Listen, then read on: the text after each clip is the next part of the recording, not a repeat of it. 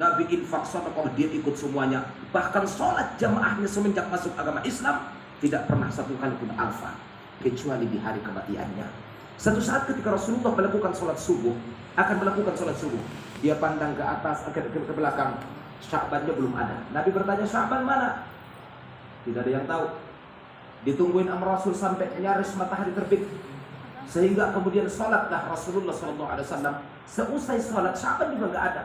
Nabi bertanya kepada sahabat, adakah kalian yang tahu di mana rumah Sya'ban? Sebegitu pedulinya Rasulullah kepada umatnya. Bukan seperti para pejabat-pejabat kita saat perlu doang ketika akan pemilu, yang mereka baik kepada rakyatnya. Rasulullah urusan sholat aja satu nggak hadir. Kalau dia sudah jamaah langganan yang istiqomah, Nabi akan susul ke rumahnya, saudara kaum muslimin. Nabi nggak ego, padahal dia adalah Rasul. Ada Sayyidu wali Adam wala fakhar. Muhammad itu penghulu seluruh alam, yang tidak ada manusia yang paling mulia daripada dia. Tapi demi satu orang pun Nabi bisa nyusul ke rumahnya. Sebegitu pedulinya Rasulullah SAW. Ini akhlak yang diajarkan Rasul. Jadi bukan diajarkan ananiyah, egois, bukan diajarkan asal enak sendiri, bukan diajarkan asal tabulana, bukan diajarkan biar buta asal warna, asal terida warna. Lah, bukan begitu. Tapi yang diatur Nabi SAW, kepedulian beliau terhadap sahabat.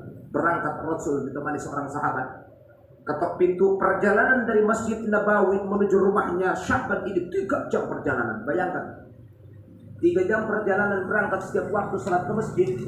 Berarti 3 kali 5, ya enggak? Anggaplah PP 3 jam gitu ya. 15 jam yang dia habiskan untuk jalan doang ke masjid. Kapan dia cari duitnya, saudara kaum muslimin? Tapi sebegitunya perjuangan para sahabat Nabi Shallallahu Alaihi Wasallam. Begitu ketok pintu, Assalamualaikum, Waalaikumsalam, keluar seorang perempuan yang sembab marbosar matai. Ahad ditangis tuanmu, mai si Sya'ban, wallahi Sya'ban qad mata fi subuh. Dia sudah meninggal juga tadi sebelum salat subuh. So bayangkan, Sya'ban tidak ke masjid karena mati, orang-orang di akhir zaman ke masjid karena mati. Bayangkan, Sya'ban tidak ke masjid karena meninggal, makanya tidak ke masjid. Kalau kita di zaman sekarang ke masjid itu karena kita mati, mau disolat jenazahkan. Maka kata Imam Syafi'i, manusia yang paling sengsara dalam hidup ada 2. Ini manusia yang paling hina. 1, seorang laki-laki yang tidak pernah nginjak masjid kecuali hari kematiannya. Yang kedua, seorang perempuan yang tidak pernah menutup aurat kecuali hari kematiannya ditutup dengan kain kafan. Ini manusia yang paling sengsara, kata Imam Syafi'i. Maka sebaik-baik perempuan yang tebal pakaiannya, tipis make upnya. Sejahat-jahat perempuan yang tebal make upnya, tipis pakaiannya. Akhir zaman, era digital dan globalisasi sudah melongsorkan keimanan kita. Terjadi erosi akhlak dan karakteristik yang sangat luar biasa. Krisis multidimensi, saudara kaum muslimin. Kita kembali kepada basis kita. Mana basisnya? Pesantren satu-satunya basis untuk mendidik kembali tentang hati kita, saudara kaum muslimin. Maka Sya'ban ini, terus apa yang kau tangiskan, kata Rasul? Saya sedih ya Rasul. Sesaat sebelum meninggalnya Sya'ban, dia meraung 3 kali.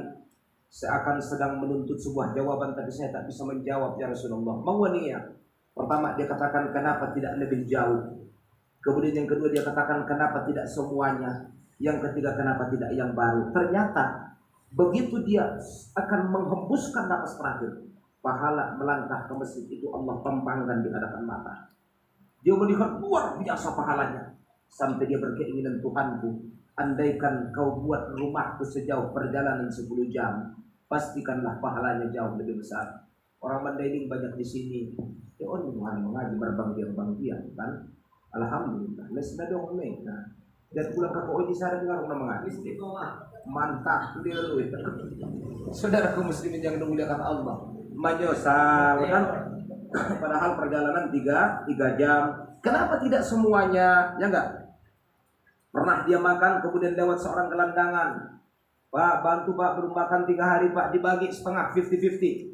Anggolak kita di dok nadengan malaiki. Ibagi satoha. Adong yang dia menguji sabilia. Upaido, iden lagi 500 juta, nadengan malaiki. Rangkungan adong kalak masuk di bebe, Allah. Sonon man yang melakukan di Sya'banon. Allah tunjukkan pahalanya. Luar biasanya bantuan dia sampai berani 50-50. Membagi harta yang dia miliki, apa yang cikal bakal dia makan. Itu juga dia menyesal. Mengingat kenapa tidak semuanya, andai semuanya aku berikan kepada dia, aku tak usah makan apa-apa. Karena menyesal, andai semua pahalanya sangat besar, dan saya ingin memberikan semua